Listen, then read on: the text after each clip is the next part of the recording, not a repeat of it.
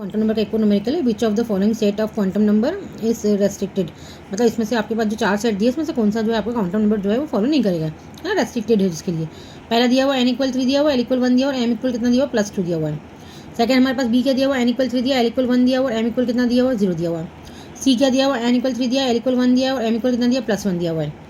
अब यहाँ पे n=3 दिया, l=1 दिया और m कितना दिया -1। आपके पास 4 सेट है, आपको बताना है कि इसमें से कौन सा जो रेस्ट्रिक्टेड है, मतलब जो आपको क्वांटम नंबर को फॉलो नहीं करेगा या क्वांटम नंबर के अंदर नहीं आता है। तो एक शॉर्ट देखिएगा, हम एक शॉर्ट में फिर से आपको जो रिव्यू देती हूँ वीडियो का कि हमारे पास में हम लोगों ने क्वांटम नंबर किस तरीके से निकाले थे।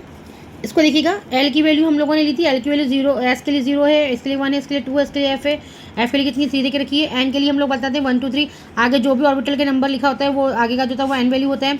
एम की वैल्यू हमको देखना है, एम बराबर कितना होता है -l से लेकर 0 +l होता है। मतलब आपको क्या करना है, बीच वाले सेंटर को 0 मानना है। इधर -1 हो गया, इधर +1 हो गया, यहाँ भी 0 वाला -1 -2 हो गया, +1 हो गया, +2 हो गया, यहाँ भी आपका 0 हो गया, इधर -1 से माइनस स्केल चलेगी, इधर प्लस स्केल चलेगी। अब फिर से हम एक बार वैल्यू देखते हैं।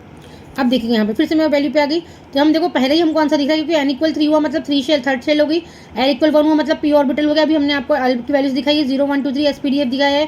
तो l=1 है मतलब p ऑर्बिटल, और p ऑर्बिटल में कभी भी +2 नहीं आता, तो हमारा आंसर क्या होगा, हमको सेट ए में यही दिख रहा है। बाकी हम सॉल्व करके और देख लेते हैं, मतलब हमारा इसका ऑप्शन क्या होगा, आंसर ए होगा। इसका देखिए n=3 होगा मतलब n थर्ड शेल का है, l=1 हुआ मतलब हमारा कौन सा हो गया, p ऑर्बिटल का हो गया, और m वैल्यू मतलब 0 वाला बीच वाला ऑर्बिटल का है, py का मतलब m कितना हो गया 0 का। ये राइट हमारा क्वांटम नंबर फॉलो करता है। n=3 है, l=1 है, m +1 है, ये भी हमारा क्वांटम नंबर फॉलो करेगा क्योंकि +1 हमारा कोई काय का रहेगा, हमारा जो है वो हम लोग पढ़ते हैं px py pz pz में आ जाएगा, है ना। l हमारा p ऑर्बिटल होगा, n हमारी थर्ड शेल होगी।